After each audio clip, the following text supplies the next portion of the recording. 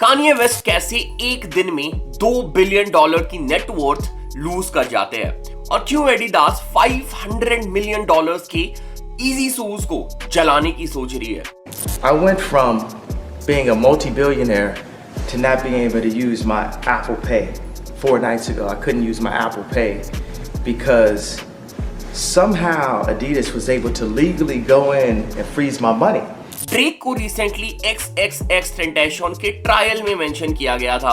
We will find out the reason why। क्या तुम लोगों को पता है कि सुपर बोल जिसके हाफ टाइम परफॉर्मेंस के लिए बहुत ज्यादा हाइप रहती है, जिसमें इस साल करेंटली रिहाना ने परफॉर्म किया था and it was a crazy performance, but in performance के लिए आर्टिस्ट को बिल्कुल भी पे नहीं किया जाता है। कैसे पुशा टी ने मैकडॉनल्ड्स को बैंकरप्सी से बचाया था, और ऐसे ही कुछ इंटरेस्टिंग हिप हॉप फैक्ट या फिर less known hip hop fact हम इस वीडियो में डिस्कस करने वाले हैं। सो हमेशा की तरह अगेन एक क्रेजी वीडियो होने वाला है, एंटरटेनिंग वीडियो होने वाला है फॉर श्योर। तुम एंटरटेन होके जाओगे, कुछ सीख के जाओगे। वीडियो को लास्ट तक देखना, बिल्कुल भी स्किप मत करना। वीडियो स्टार्ट करने से पहले check the song of the day. दिल के लिफाफों से शब्द लेके पन्ने भरूं, ताकि इन गानों से मैं तुमको रुला सकूं। ना सोया सारी रात, फिर हो गई सुबह, चली एक ठंडी हवा, ऐसे कब तक मैं जीऊं।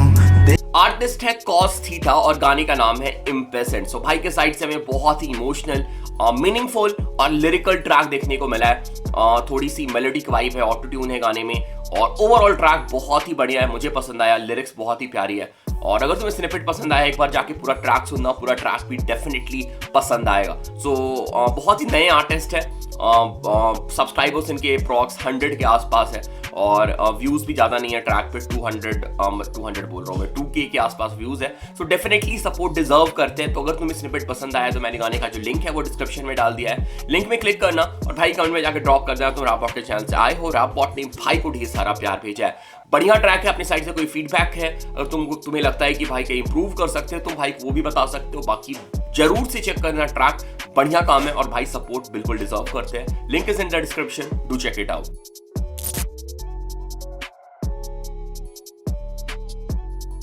सो फोर्ब्स के अकॉर्डिंग पिछले साल कान्ये वेस्ट ने अपनी बिलियनर स्टेटस खो दी है, और कान्ये वेस्ट ने पिछले साल अपनी सिर्फ बिलियनर स्टेटस ही नहीं खोई, इसके साथ और भी बहुत सारी चीजें खोई है। कंपनीज जैसे कि Vogue, Balenciaga, Gap, talent agency CAA, Adidas, TJ Maxx और भी कुछ ब्रांड्स ने कान्ये वेस्ट के साथ अपना कॉन्ट्रैक्ट खत्म कर दिया है। सो एक टाइम पे कान्ये वेस्ट की जो नेटवर्थ थी वो $2 बिलियन से भी ज्यादा हुआ करती थी, और इन सब टर्मिनेटेड डील्स की वजह से अब कान्ये वेस्ट की जो नेटवर्थ है वो $400 मिलियन पे आ चुकी है। एडिडास, जिनके कान्ये वेस्ट के साथ $1.5 बिलियन की डील थी, उसने कान्ये वेस्ट के रीसेंट एक्शन को अनएक्सेप्टेबल और डेंजरस कंडेम किया है, और तुरंत ही एडिडास और कान्ये वेस्ट की कोलैबोरेशन यीजी के प्रोडक्शन को भी रोक दिया गया। और ये सब हुआ है उनके कंट्रोवर्शियल कमेंट्स की वजह से जो उन्होंने एक पॉडकास्ट में किया था। और कुछ रिपोर्ट्स के अकॉर्डिंग ऐसा हो सकता है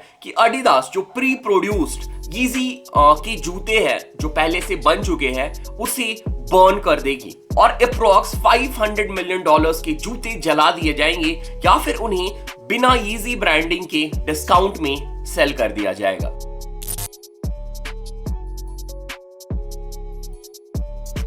सो सुपर बोल जिसकी हाफ टाइम परफॉर्मेंस की हाइप बहुत ज्यादा होती है, जो भी आर्टिस्ट यहाँ पे रैप पर परफॉर्म कर रहा होता है हाफ टाइम पे, सुपर बोल के हाफ टाइम पे, उसके बारे में बहुत ज्यादा डिस्कस किया जाता है या उसकी बज़ बहुत ज्यादा होती है। पर क्या तुम लोग को पता है कि उस परफॉर्मेंस के लिए आर्टिस्ट को पैसे नहीं पे किए जाते हैं? और सिर्फ इतना ही नहीं, कई बार तो जो आर्टिस्ट है वो अपने पॉकेट से पैसे लगाते हैं यहाँ पे परफॉर्म करने के लिए। 2021 में वीकेंड ने $7 मिलियन अपने पॉकेट से लगाए थे अपने सुपर बोल हाफ टाइम परफॉर्मेंस के लिए। According to some investigations done by Los Angeles Time, ऐसा बताया जा रहा है कि $700 समथिंग वीकेंड ने डांसर्स को पे किए थे। सो NFL की पॉलिसी के अकॉर्डिंग NFL प्रोडक्शन का पूरा खर्चा खुद उठाती है, बट ऐसा नहीं है। आर्टिस्ट को बहुत सारे केसेस में अपने पॉकेट से पैसे पे करने पड़ते हैं। सो अब ये सवाल उठता है कि अगर NFL किसी को पैसा पे करती ही नहीं है तो सुपर बोल में परफॉर्म करने के लिए आर्टिस्ट इतने ज्यादा एक्साइटेड क्यों होते हैं, या फिर यहाँ पे परफॉर्म करने को बहुत बड़ा डील क्यों माना जाता है। जब रिहाना ने रिसेंट सुपर बोल में परफॉर्म किया तो उनकी म्यूजिक की डिमांड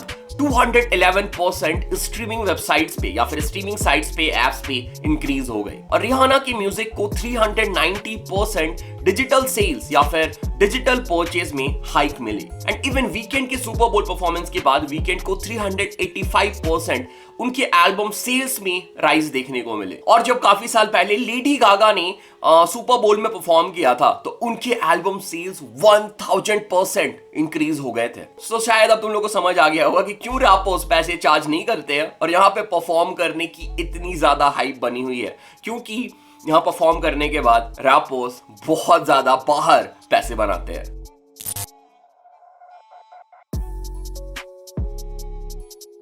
इवन किंडरगार्टन में जाने से पहले इस रैपर ने अपना एक ट्रैक ड्रॉप कर दिया था, और वो जो ट्रैक था मिलियन से भी ज्यादा व्यूज लेकर के आया। मैं बात कर रहा हूं 7 साल के रैपर जिनका नाम है वू वॉप। सो फिलहाल वू वॉप बहुत ज्यादा वायरल चल रहे हैं, और आई थिंक तुम लोग में से भी बहुत सारे लोगों ने वू वॉप को कहीं ना कहीं जरूर देखा होगा, या फिर इंस्टाग्राम रील्स में, नहीं तो यूट्यूब शॉर्ट्स के ऊपर। वू वॉप DDG जो कि एक अमेरिकन रैपर है, उनके नेफ्यू है, और वू वॉप की पॉपुलैरिटी या फिर ये देख के कि वू वॉप कितने ज्यादा वायरल हो रहे हैं, उनकी क्लिप्स कितनी ज्यादा वायरल हो रही है, वू वॉप की फैमिली ने वू वॉप का एक ट्रैक ड्रॉप करवाया जिसका नाम था किल माई ग्रैंडमा। बट इस ट्रैक की लिरिक्स बहुत ज्यादा वायलेंट थी और बिल्कुल भी 7 साल के बच्चे या फिर 6 साल के बच्चे की जैसी नहीं लग रही थी। इसकी वजह से वू वॉप और वू वॉप की फैमिली को बहुत ज्यादा बैकस्लैश फेस करनी पड़ी। बट इसके बाद इसका एक family friendly alternative version drop किया गया जिसका नाम था आई जस्ट वाना वॉप, और उसके बाद से इस 7 साल के रैपर या फिर कंटेंट क्रिएटर की हाइप और भी ज्यादा बढ़ गई है। बहुत सारे पॉपुलर रैपर इस रैपर को अपना फेवरेट रैपर और कंटेंट क्रिएटर बुला रहे हैं।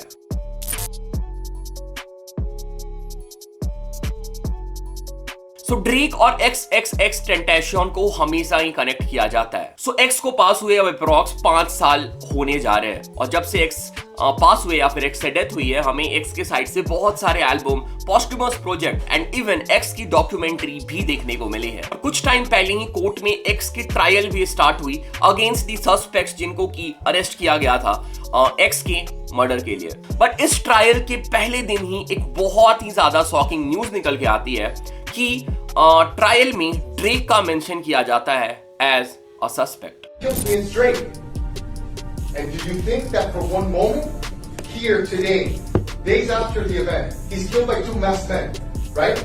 Do you think in that time span that they went and they addressed him, they talked to him? No. Do you think sitting here today, years later, any detective has ever asked, Drake or anybody like that? No. They never did that. शायद ही कुछ लोगों के लिए surprising हो, but X और Drake का जो रिश्ता था या फिर इनकी जो रिलेशनशिप थी वो उतनी ज्यादा फ्रेंडली नहीं थी। X ने एक टाइम पे अपने इंस्टाग्राम पे स्टोरी डाली थी कि अगर फ्यूचर में X को अगर कोई मारता है तो वो और कोई नहीं, वो ड्रेक होगा, और इसी के बारे में जो X के लॉयर है वो कोर्ट में डिस्कस करते हैं या फिर कोर्ट में इसके ऊपर पॉइंट आउट किया जाता है। और इसके अलावा भी बहुत सारी ऐसी चीजें हैं जो ड्रेक को as a suspect point out करती है, और मैंने इस टॉपिक के ऊपर एक सेपरेट वीडियो बना रखा है, तो तुम वो वीडियो चेक कर सकते हो, तुम्हें पता चल जाएगा क्यों ड्रेक को X के डेथ के केस में सस्पेक्ट बताया जाता है।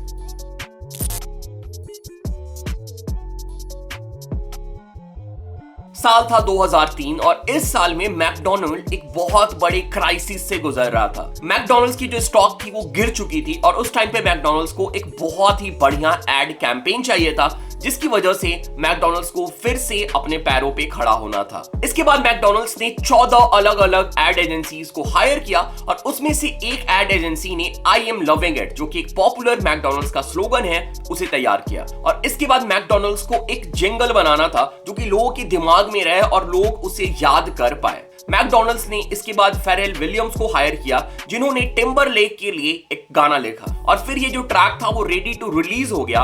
और मैकडॉनल्ड्स जो है ये जो गाना है इसे रिलीज करने ही वाली थी, बट लास्ट में उन्होंने ये डिसाइड किया कि इसमें कुछ एक्स्ट्रा फ्लेवर ऐड किया जाए। और इसके बाद एंट्री होती है पुशा टी की, और फिर पुशा टी ने वो पॉपुलर इंट्रो, अभी मैं प्ले कर देता हूं, ये